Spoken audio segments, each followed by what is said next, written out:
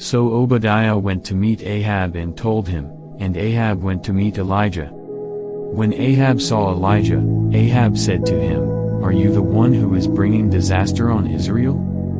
Elijah said, "I have not brought disaster on Israel, but you and your father's household have, by abandoning, rejecting, the commandments of the Lord and by following the Baals.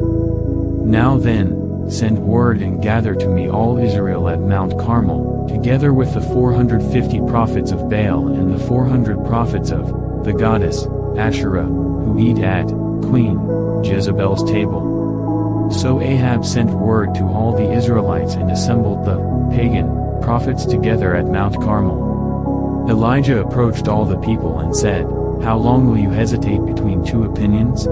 If the Lord is God, follow him, but if Baal, follow him." But the people of Israel did not answer him, so much as a word. Then Elijah said to the people, "I alone remain a prophet of the Lord, while Baal's prophets are 450 men. Now let them give us 2 oxen, and let them choose 1 ox for themselves and cut it in pieces, and lay it on the wood, but put no fire under it. I will prepare the other ox and lay it on the wood, and I will not put a fire under it.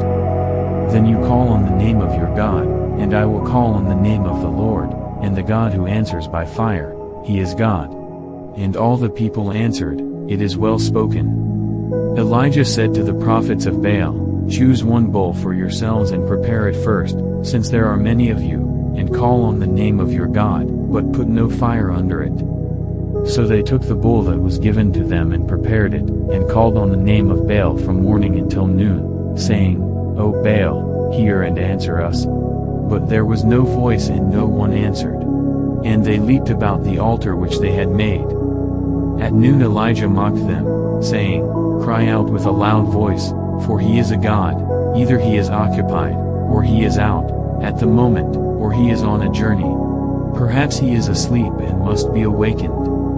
So they cried out with a loud voice, to get Baal's attention, and cut themselves with swords and lances in accordance with their custom, until the blood flowed out on them.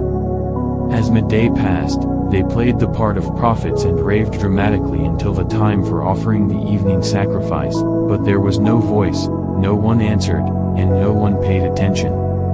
Then Elijah said to all the people, "Come near to me." So all the people approached him.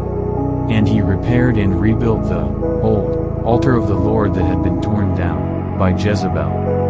Then Elijah took 12 stones in accordance with the number of the tribes of the sons of Jacob, to whom the word of the Lord had come, saying, "Israel shall be your name." So with the stones Elijah built an altar in the name of the Lord. He made a trench around the altar large enough to hold 2 measures of seed. Then he laid out the wood and cut the ox in pieces and laid it on the wood. And he said, "Fill 4 pitchers with water and pour it on the burnt offering and the wood." And he said, "Do it the 2nd time." And they did it the 2nd time. And he said, "Do it the 3rd time." And they did it the 3rd time. The water flowed around the altar, and he also filled the trench with water.